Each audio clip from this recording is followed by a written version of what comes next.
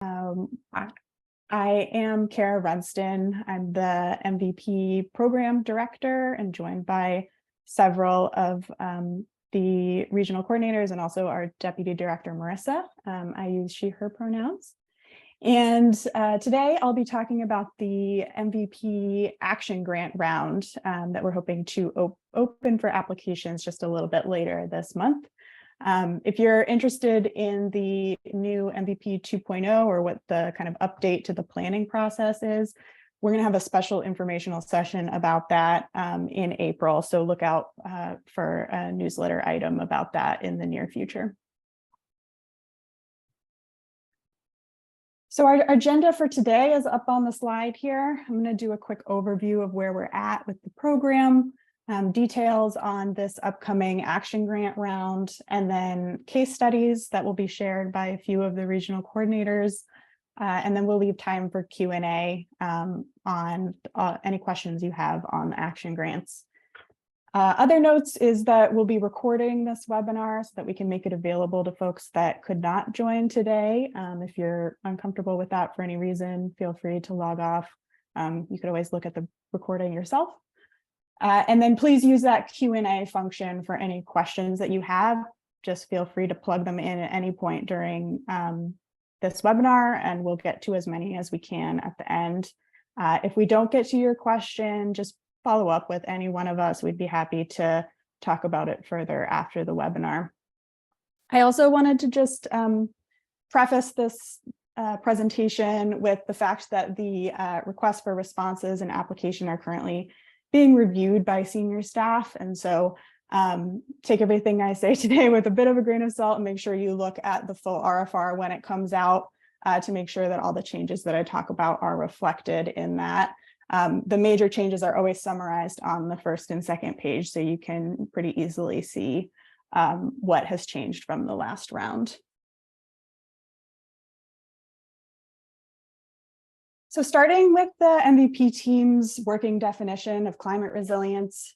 Climate resilience is the ability of a community to address the needs of its built social and natural environment to anticipate, cope with, and rebound stronger from events and trends related to climate change hazards. Resilient communities don't just recover, they continuously build capacity to reduce the impacts of future climate events. So the key here really is that the MVP program takes a proactive approach to climate adaptation, and we're looking for projects that really showcase that proactivity. This map shows the status of the MVP program currently. We have 97% of communities participating, which is pretty exciting. That's 341 communities. And then we're hoping to announce very soon a few more communities. So getting really close to that 100% mark. We've funded over 300 action grants, throughout the state. Including 73 in our last round, where we were able to award 32.6 million. The reason that we had such a large amount of funding last year was due to the fact that we had our normal capital funding and then also some ARPA state surplus dollars. You'll hear that that won't be the case this year, but still have a good amount of funding available. And we were really proud last year that we reached the $100 million mark in terms of the benchmark that we've met total awards for planning and action. So that's pretty exciting.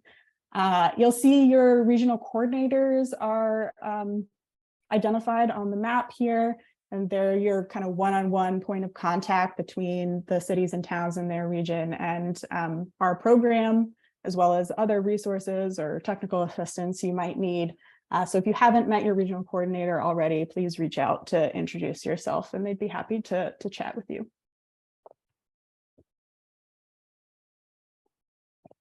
So this slide just talks a little bit about our MVP core principles. We've tweaked them just a little bit from last year to really focus a little bit more on social resilience in addition to infrastructure and environmental resilience. So I'll just go through them quickly, but they roughly translate to what a competitive MVP action project is. So if you have an idea for a project and you're wondering if it might be competitive, it's always good to look at these different core principles and see whether your project embodies a lot of them. If it does, chances are it probably will be a pretty competitive project for our program. So the first one is that it furthers a community identified priority to address climate change impacts. And then increasing equitable outcomes for environmental justice and other priority populations, and addressing the root causes of social vulnerability. Does the project build community capacity for climate resilience?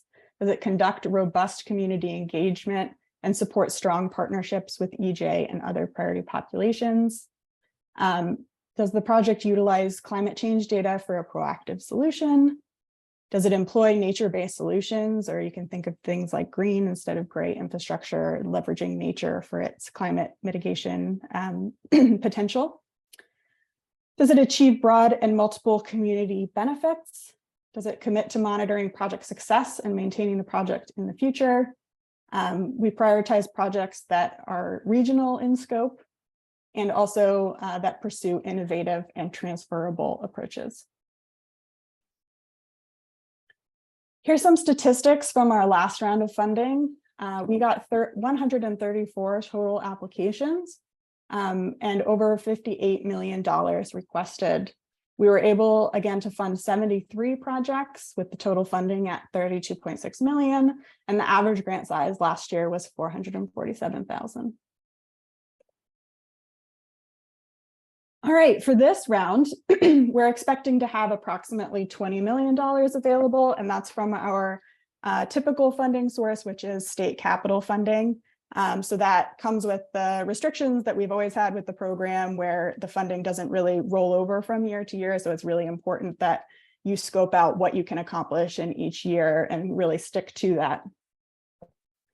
You may apply for a maximum of $3 million for individual projects or $5 million for regional projects. 25% match is required of the total project cost. There are a few exceptions for smaller and under-resourced communities, as well as newly eligible tribes this round. And then this is a reimbursement grant. Just wanted to remind folks of that. So you'll be submitting invoices and be getting paid by the state as you complete tasks. You'll be submitting an application by an online form like you have for the past few years, if you've submitted before. And then in terms of timeline, the RFR we're hoping to release in a week or two, so late March 2023. Just a reminder that if you have any questions or want to talk about a specific project, you'll need to do that before the RFR is released. So I suggest that you get on the phone or email your regional coordinator within the next week or so in order to have any questions about your project answered. So once the RFR is open, there'll be about a 2-week period where you can submit any clarifying questions about the RFR, again, not about specific projects. And we'll post those answers on Combis after that 2-week period. Applications will be due in early May, so similar to last year, with an award announcement probably around August of 2023, and that's typically how long it takes for the approval process. And then projects will be starting, I think you should anticipate around September 2023 to make sure that the announcement and the contracting can get underway. So please build that start date into your timeline. If you have your timeline starting a little bit earlier, often that kind of throws off the funding between fiscal years. So it's important to have that, as a rough timeline for starting. And then again, this year, you'll be able to apply for 1 or 2 years of funding. So projects would end either June 30th, 2024 or June 30th, 2025. I will say again this year, because of our capital funding source, it's important that that you really make sure that you have unique phases in FY24 and 25, because we have the majority of our funding in FY24. We may not be able to fund everybody's project into FY25. And so I just want to make sure that folks have a kind of a distinct amount of work that they can finish in FY24 in case they need to reapply for FY25 funding. So now we'll get into what's new for this FY24 round. Perhaps the biggest thing is that we have a bit of expanded eligibility for who can apply for an action grant. So in 2022, the legislature amended the eligibility of MVP. It was amended in two ways. First, it expanded eligibility from only cities and towns to the Commonwealth's political subdivisions and federally recognized and state acknowledged tribes. And second, it allowed for grants directly to any authorities, commissions, boards, and instrumentalities of those eligible entities. The projects applied for any political subdivision applications should align with the priorities in an MVP approved municipal climate resilience plan, and should also include a letter of support from the municipalities that are related to the project. There'll be some exceptions for tribes, and we're happy to talk about those with tribes. Questions about eligibility, please feel free to send them to me. I'm happy to run them by our legal team as needed to make sure that your group is eligible to apply. So number two, again, we tweaked our core principles a little bit. I already talked about them earlier, a few slides earlier. So just focusing a little bit more on social resilience. And then you also may have heard that I've kind of changed the terminology a little bit in some of those core principles. So based on feedback through the MVP 2.0 process, we changed the terminology from climate vulnerable populations to priority populations. So that tweak was made in the core principles. Change number 4 related to climate action plans. So if you're interested in applying for a climate action plan, we always get a handful of communities that are. We actually recommend that you apply for the MVP 2.0 program instead. We're expected to release those applications in April of this year. If you want to apply for both, just in case we can't accommodate you for that MVP 2.0 pilot round, you're free to do that. We just ask that the application for the action grant have the core pieces of the 2.0 program, which include conducting a social vulnerability assessment, hiring community liaisons, participating in equity trainings, and revisiting priorities based on this new engagement and information. Number 5, this is kind of a quick one. The attachment D, which is the yearly progress report that some of you are probably familiar with from previous years. We're just requiring that for all applicants. There used to be a few exceptions, but it's getting a little confusing. So if everyone could just could submit those with their applications this year, that would be great. Answer it to the best of your ability. If there's a question that you can't answer, that's fine. Just explain that. Number 6 is related to the new Massachusetts climate change assessment. I have a slide on this in a few slides, so I'll talk about it a little bit more then. But this is the new report that came out in December of 2022 that's kind of a precursor to our updated state hazard mitigation and climate adaptation plan.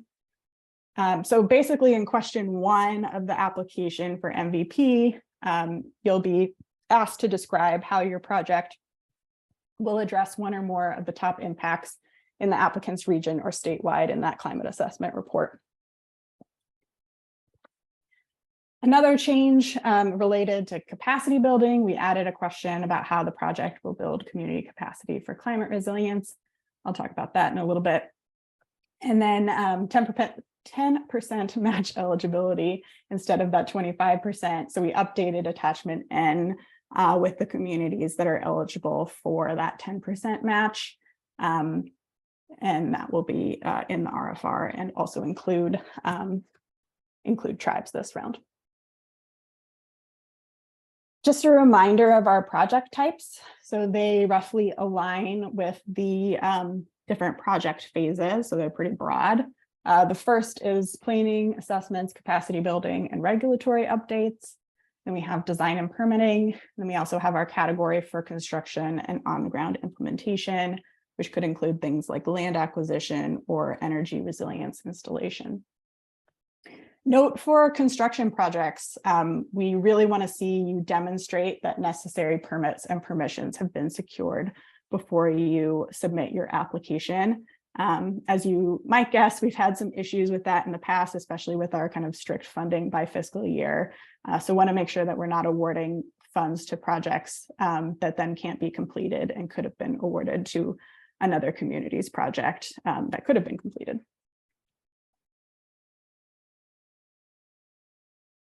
Quick reminder of application components. So again, you'll be completing an online form with an application narrative and also a scope and budget template where you'll be delineating your project by fiscal years.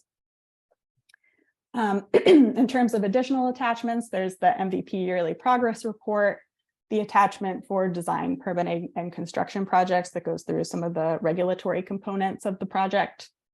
You'll need a statement of match, letters of support from the landowner, if applicable, partners, and the public, and also those related municipalities. If it's an application from a political subdivision. There's the required climate resilience design standards tool report. So I'll talk about that in a slide, in a couple slides maybe.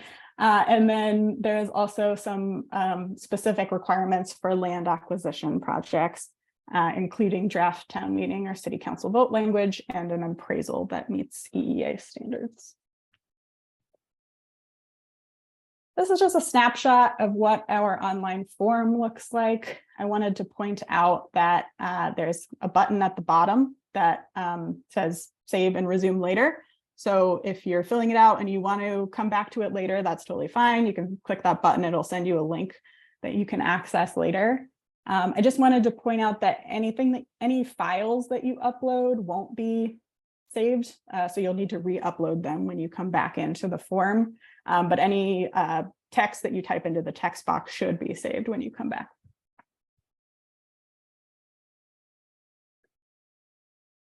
Here's a slide that just talks about the attachment B, which is the scope and budget spreadsheet. Last year, we really built that out with some instructions and tips and tricks. So make sure you read through those to make sure that you're filling it out correctly. There's the scope and budget spreadsheet tab that you'll need to fill out completely. And then there's an optional spreadsheet for additional extra data, or you can just attach a different spreadsheet or form that talks about a quote from a contractor or any additional budget data that you have that you'd like to submit.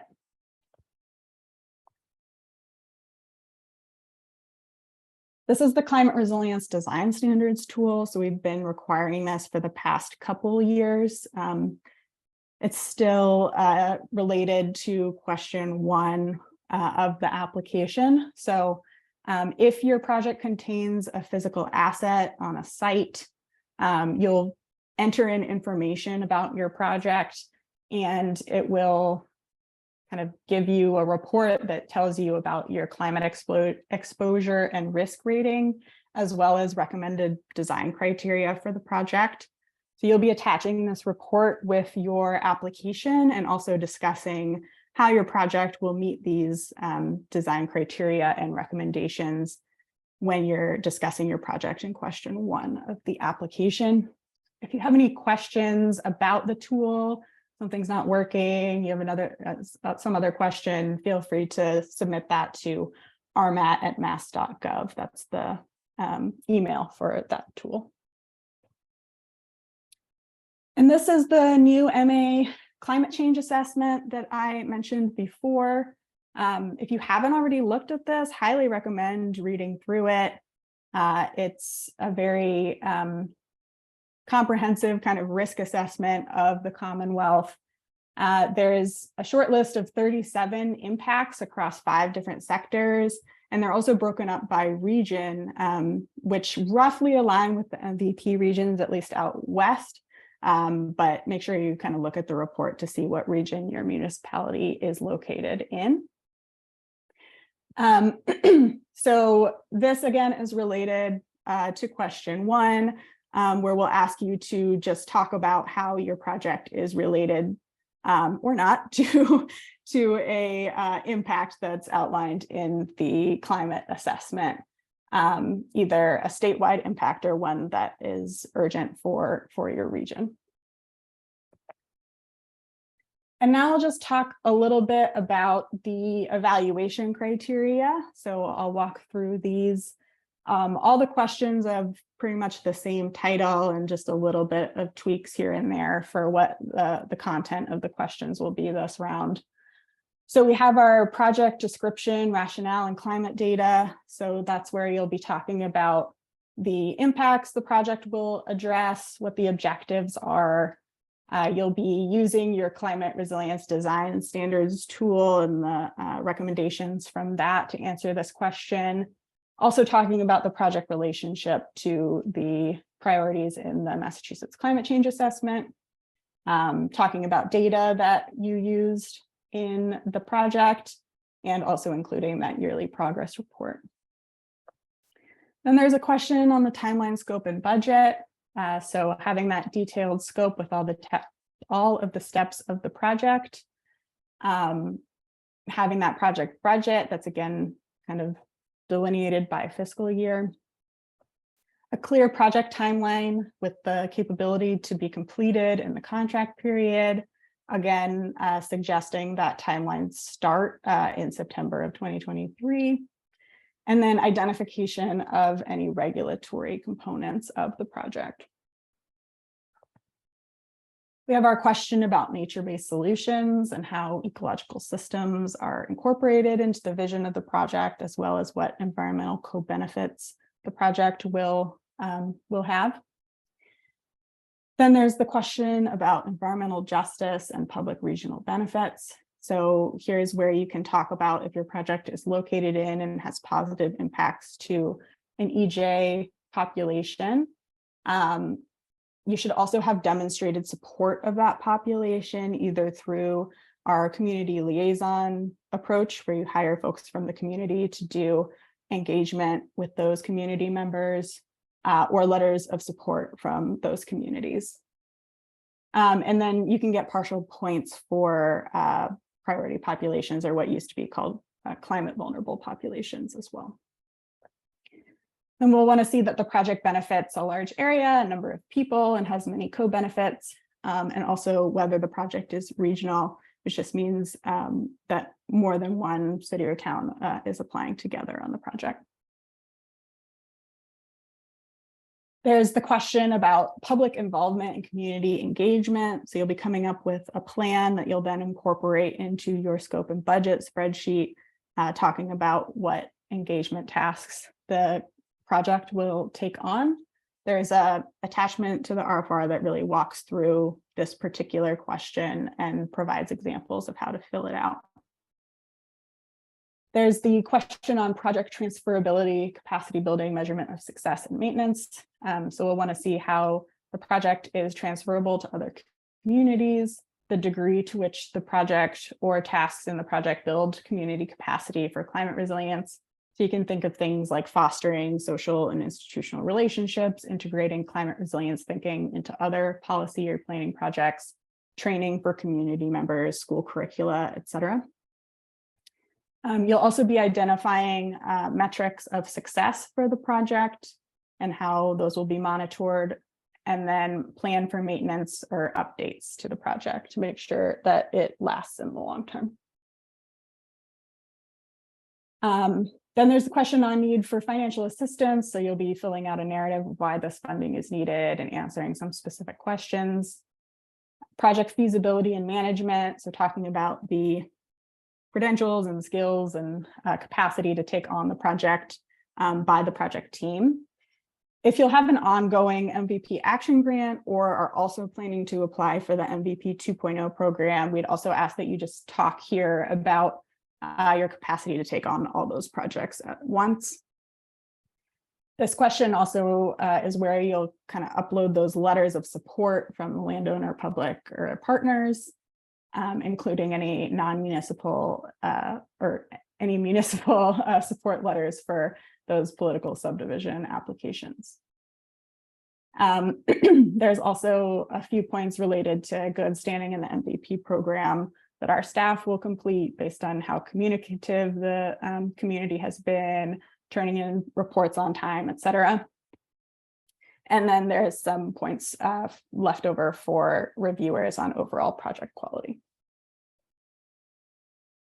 This is just a list of a few projects that are not MVP competitive.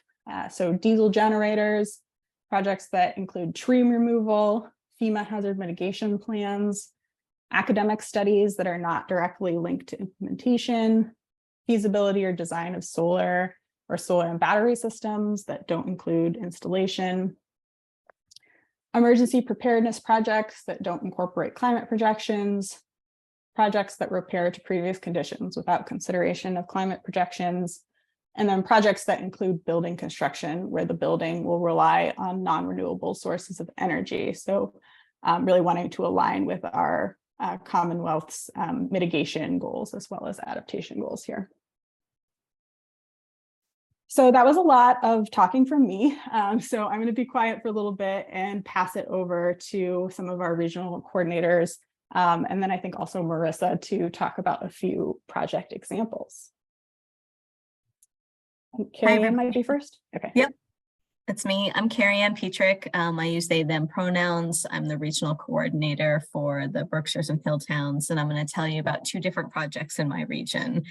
The first one is the Housatonic Stream Restoration for Regional Flood Resiliency Project. This is a regional project with Pittsfield, Stockbridge, New Marlboro, and Lenox. Lenox is the lead municipality on the application, and it's a really exciting culvert assessment project. And one of the things that really makes this project stand out is the way that they have juxtaposed community engagement with their regional culvert assessment. There's a lot of different community groups that are involved in this project. The regional Housatonic Valley Association is partnering with Trout Unlimited to provide training to Greenagers, which is this incredible youth-centered organization, and the youth at Greenagers are actually the ones who have gone out into all of these communities to do the culvert assessments. So their youth crews have been all around learning how to assess the culverts and have also been learning how to assess potential nature-based solution sites. And the project has also done an incredible job of partnering with Mass Audubon to develop curriculum that goes into the schools to teach the students about nature-based solutions and stormwater management. So this is a really exciting example of how to take a culvert assessment project and really start thinking about it from a much broader perspective of how culverts, which can be very specific locations, actually impact the region in a much bigger way. Next slide, please. The next project that I'm going to talk about is the Rural Dirt Road Resiliency Project that happened in FY20 in the communities of Sheffield, New Marlboro, and Sandusfield. This is for those of us who live in rural communities, dirt roads and mud season is a really hot topic because mud season, which used to be an actual season, now begins very early and extends for a very long time. It doesn't quite have a season in the same way, and it's this ever-present problem for our communities. And rural road or dirt roads are a really strong aspect of the rural character for many communities, and having to deal with the mud that is happening because our roads aren't freezing in the same way is a huge challenge to rural infrastructure. So this project was really exciting because it took a problem that's very specific to a community type and started looking at it from a rural or from a regional perspective, and thinking through what are the challenges and how to develop a set of criteria to determine which roads to be focusing on first, and what are the potential nature-based solutions to be thinking about adapting to the changing climate. And with that, I think I pass it over to Andrew. Hello, next slide, please. Hi, so Andrew Smith, Regional Coordinator for the Greater Connecticut River Valley. I use he, him pronouns, and I'm going to talk to you a little bit about a current permitting and design project that's in Northampton. One of the things that we're learning about climate change is that it happens at different times for different people. And oftentimes folks who have who are sleeping rough on the ground, are camping out, don't have access to housing, don't have access to safe housing. What we're seeing is those impacts are showing up first for those folks. So in the town of Northampton, one of the things they wanted to do was design some entry-level housing for people that's downtown near a lot of social services that people rely upon.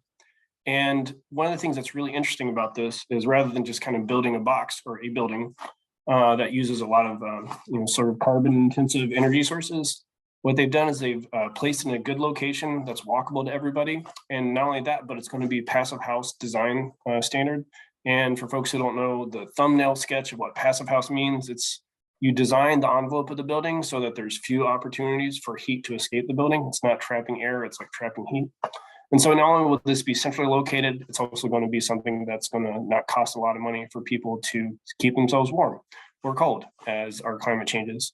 So this is a good example of a place where you can also start to think about some different innovative ways of providing safe, reliable, affordable housing for people in our changing times.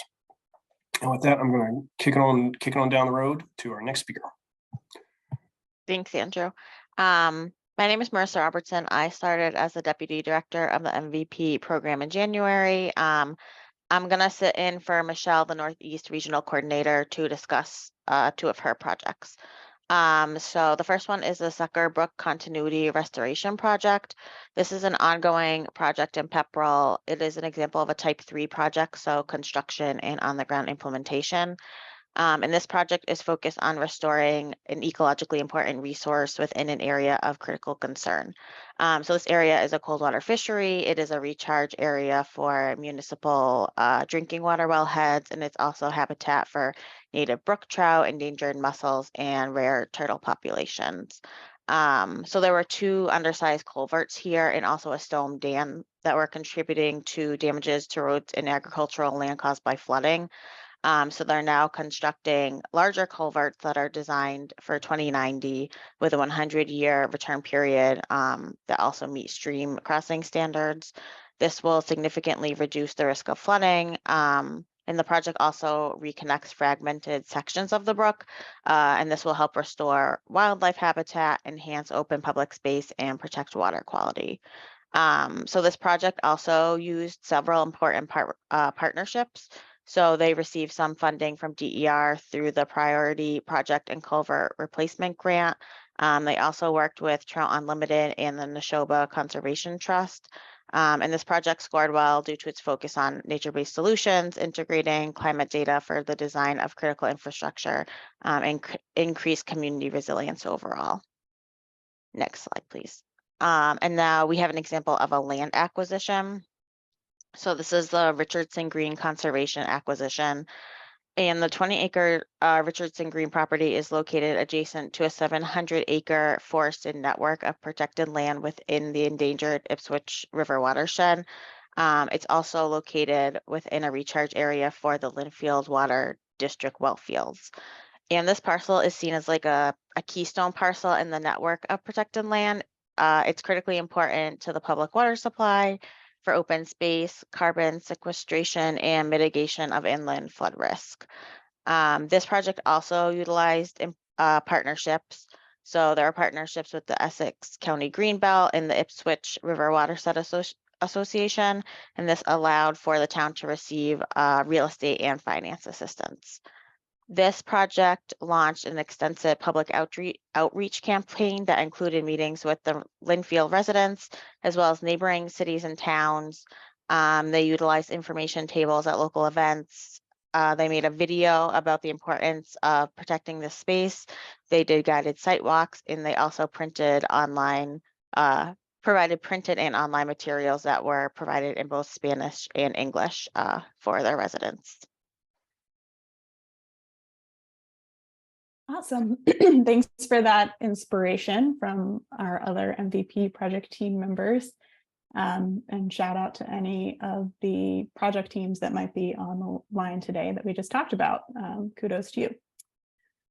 So now I just wanted to show our MVP grant viewer. So if you want to explore some of the projects that we talked about today or others that might be going on in your region, feel free to check out our MVP grant viewer. I'll give you some details about the project, and then you could also follow up with your regional coordinator to hear more about them.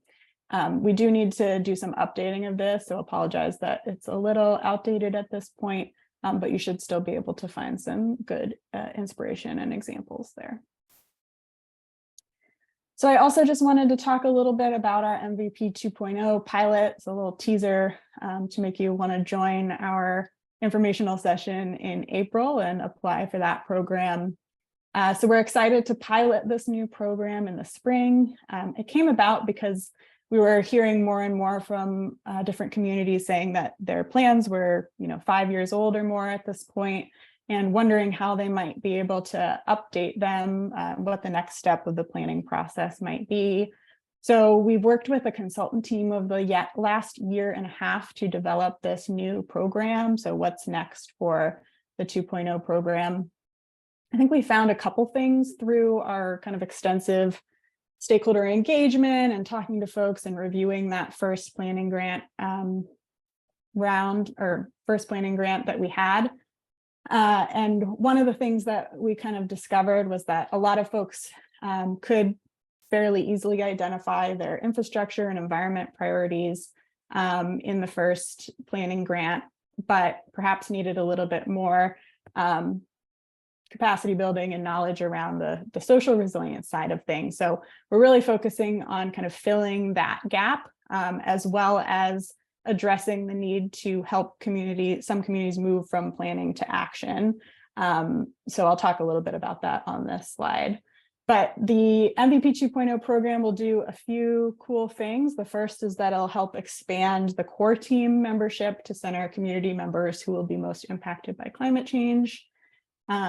Folks that participate in the program will be receiving exciting training on climate resilience, best practices, equity, and environmental justice.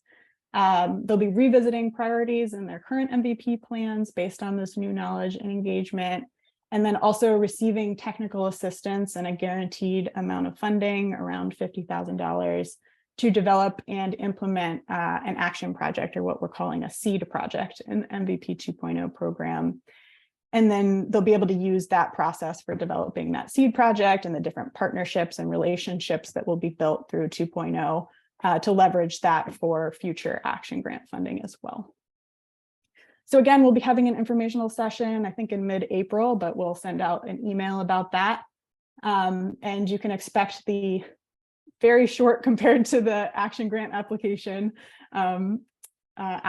for 2.0 to come out in late April with a due date of late May. So any questions, again, especially on specific projects, make sure to get those in soon to your regional coordinators. This is everybody's contact information, and we'd be happy to talk to you more about any questions that you have. So I'm going to stop sharing my screen and then just move on to answering some of the Q&A. So let me just pull that up. See, we've gotten a lot of good questions so far, which is always exciting. If you have any other questions, feel free to pop it in and we'll see how many we can get to in our remaining time. So the first question that I'm seeing here, will applying for climate action plan funding help in identifying priorities for future MVP rounds of funding? So I think this person might be talking about applying for the 2.0 pilot program rather than climate action plan funding. We're recommending, again, that people that are interested in pursuing that kind of more extensive climate action planning actually apply for piloting the 2.0 program. Although I did talk about how if you want to apply for both, you can, just making sure you include some of those elements from 2.0 into your climate action plan. But anyway, related to the question, I think in general, we're hoping that the 2.0 process will identify priorities that are good climate adaptation projects. Again, I think I mentioned a little bit about kind of filling the gaps in some of that social resilience that I think will be really helpful for making projects a little more competitive for MVP, whereas maybe you had focused a little bit more on infrastructure or environmental priorities in 1.0. So we can really focus on building out some other actions related to social resilience as well. All right, next question. Do projects ever take 3 years? In other words, in each year, getting a grant for each of the project types. So yeah, we definitely have seen more and more projects kind of over the years progressing from that very initial feasibility stage to the kind of construction or implementation phase. And that's been a really rewarding thing to see through the program. So you can't apply for 3 years all at once, but you can apply, complete a phase and then apply for a next phase, as we were talking about before. Construction, again, we really want to see that all your permits are in hand before we award that funding. It's been a problem in the past where folks have to delay and then we have extra funding in a certain fiscal year that could have gone to somebody else. So we just want to make sure that we're really maximizing the amount of funding and work that can be completed in communities. But yeah, there's a lot of projects that have been funded in the design and construction phases over the years, including East Hampton's Cherry Street Green Infrastructure Project and Southwick's Klaus Anderson Road Culvert.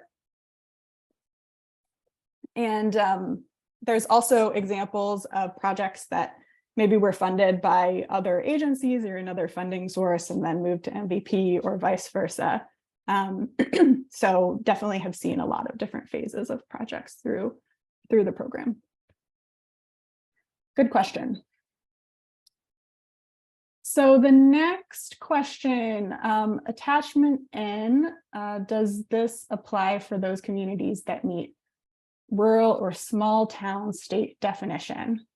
So this is the attachment that we started last year, giving some exceptions to that 25% match requirement. Attachment N actually lists like every single municipality that is eligible, as well as eligible tribes for that 10% match.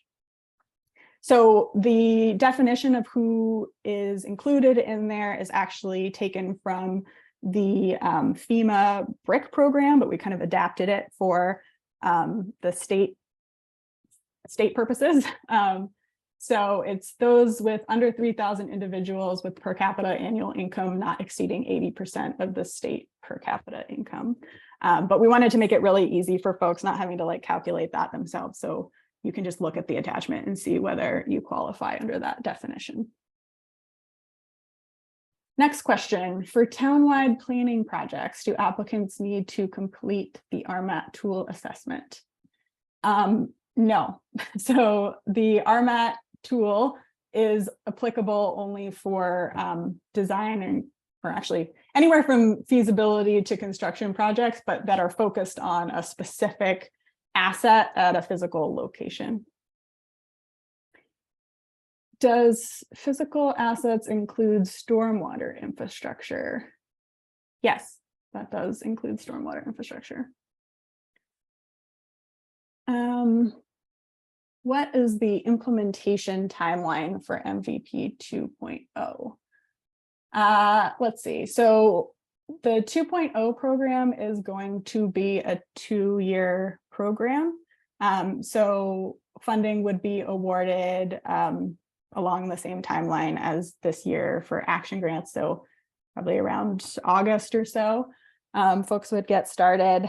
They'd be doing a lot of community engagement, expanding their core team, doing that training, revisiting their priorities. That's sort of the first year of the program. And then the second year of the program is really designed to kind of build out and implement that seed project that I talked about. So that's the reason why it's 2 years long, is that there's this year that's really dedicated to kind of action within the community. So that's the rough timeline for that program. If some project match were to originate from Community Preservation Act vote at the fall September meeting, would this scenario reduce a project's point score? So I think this is talking about like when match needs to be approved. So there's obviously we like to see that match is approved in the application so that there's no kind of concern about projects meeting that. If you're pretty sure that it will happen, you can kind of write that in your statement of match and just kind of describe the situation, and we'll be happy to take that into account when we're reviewing the application. I would note that the 25% match is required, so you need to have some kind of backup plan if that does not go through. Otherwise, we'll have trouble down the road in making sure that you meet that 25% match requirement.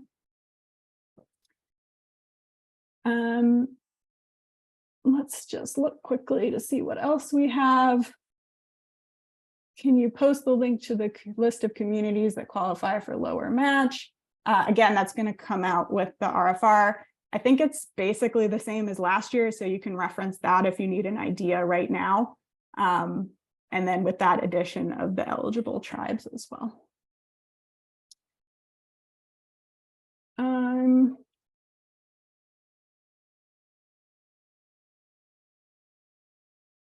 Do projects that work to implement previously developed MVP plans, example, a former MVP action grant used to develop a specific climate resilience plan component, receive additional points in the review process? Is that considered by the review team?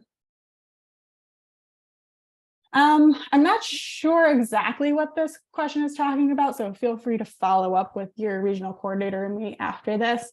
But we definitely want to see your project aligning with your MVP priorities, or if you updated those since then through another climate planning process or an action grant of some sort, just explain that in that question 1. And that does get taken into account in the review.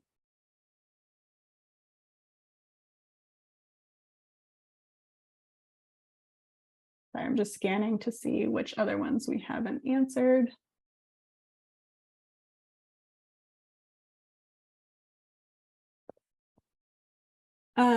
Somebody asking how likely it is or how often MVP awards the maximum amount for construction projects. It's a good question. I mean, we can't obviously give too many specifics, not knowing what the other applications that are coming in are for this round. Last year, we were able to award quite a few large ticket amounts, but again, we had a bit more funding from that ARPA state surplus dollars.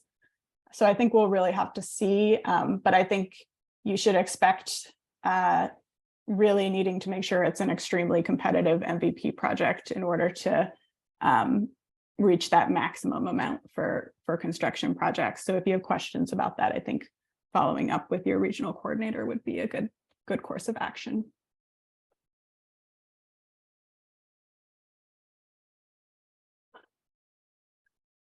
Somebody asking about it being their first MVP grant. Welcome, very excited about that. We are applying for that, or our first grant, and we're thinking of applying for a climate action and resiliency plan. Would this be more appropriate for 2.0, given that we haven't applied before? I think this is kind of up to you. Definitely anybody that's thinking about climate action and resilience, we are kind of encouraging you to apply for 2.0. So I think that might be a good idea. If you want to apply for both, again, that's fine. We just want to make sure that those core components of the 2.0 program are in your action grant application. And we definitely encourage you to apply for both. We're just not able to take every single person probably that applies for 2.0. And so I'm just trying to kind of hedge that by saying, if you really want funding, maybe apply for both. Our small rural community is under-resourced. What do communities like mine do to get the match funds if they're not on the match exception list? That's a great question. I think a lot of folks in that kind of circumstance often end up doing in-kind match. So we do offer either cash or in-kind match option. So feel free to reach out to your regional coordinator. I'm sure they'd be happy to talk to you about some other communities that have done that in-kind approach. These are all really great questions. Thanks for submitting them. I think we've reached all of them at this point, unless anybody wants to jump in and tell me I'm wrong. Okay, It looks like you've answered them all. Awesome. Thanks, Carrie Ann. And we're also running up on time, so I think we can go ahead and wrap it up. Thanks so much for joining. Again, any questions that come to you later, just reach out to one of us and we'd be happy to address that. We're really excited to see folks' projects and applications this year. We know everybody's doing a lot of hard work every time they apply, so we really appreciate all of your time and dedication to the program. So thank you so much, and we'll see you all soon. Thanks. Bye.